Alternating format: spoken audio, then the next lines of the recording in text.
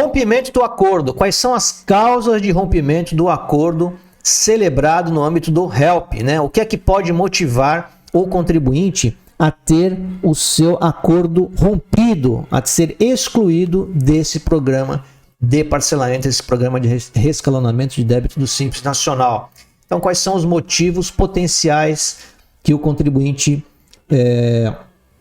que poderão causar o rompimento do acordo? Primeiro, falta de pagamento de 3 parcelas consecutivas ou de 6 alternadas. Então, se o contribuinte deixar de pagar 3 parcelas do parcelamento de forma consecutiva, o sistema vai acusar isso automaticamente e haverá o rompimento também automático do acordo, né? Então, ele vai ser excluído do acordo independentemente de qualquer coisa, basta que deixe de pagar 3 parcelas, tá? Ou 6 alternadas. Então, se o sistema identificar que houve inadimplência de 6 parcelas de forma alternada, ele também poderá ser excluído. Então, aqui, para que se fique bem entendido, o contribuinte não pode deixar em aberto 3 parcelas consecutivas, ou ele não pode deixar 6 parcelas alternadas. O que eu quero dizer é o seguinte: ele até pode inadimplir 3 parcelas ou 6 parcelas, né, 3 consecutivas ou 6 alternadas,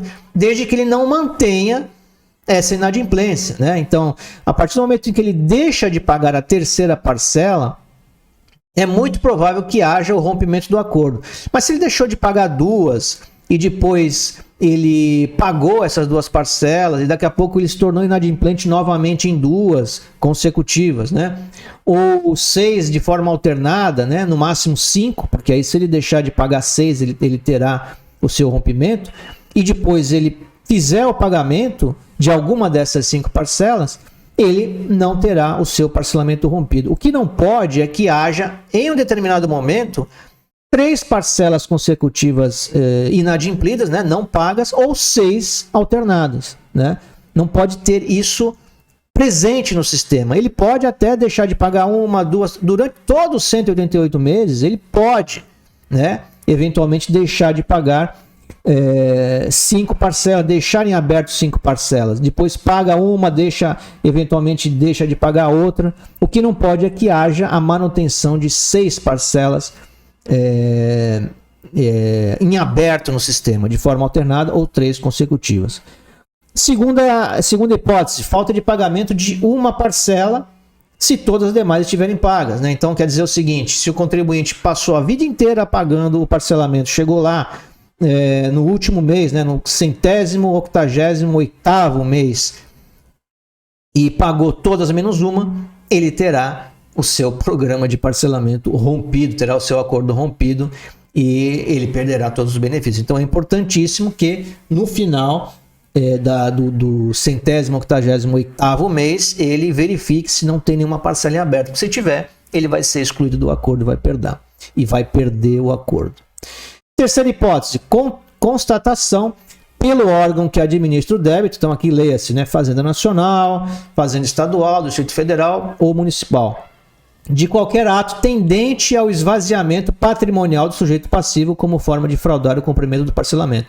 Ou seja, se ele começar a se desfazer do patrimônio, né, se ele tiver algum, ele começar a se desfazer do patrimônio e o órgão da Fazenda, né, a Fazenda identificar que houve essa prática, ele poderá eventualmente ter o seu acordo rompido.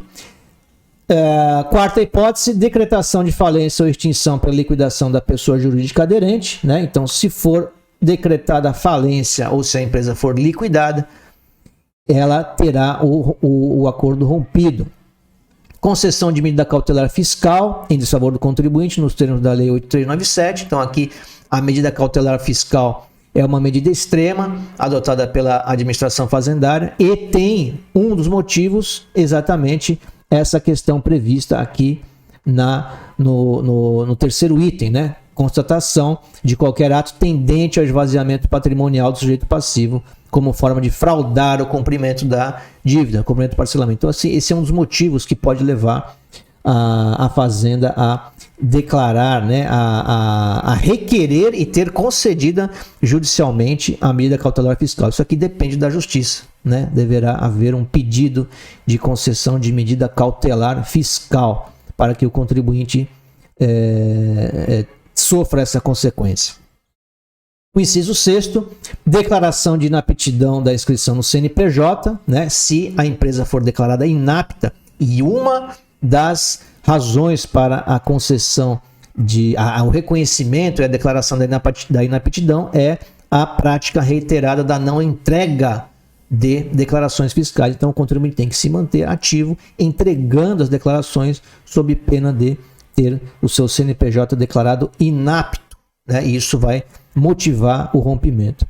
E a inobservância do disposto nos incisos 3º e 4º do parágrafo 3º, incisos 3º e 4º do parágrafo 2º do artigo 3º da lei complementar por 3 meses consecutivos ou por 6 meses alternados. O que é isso aqui?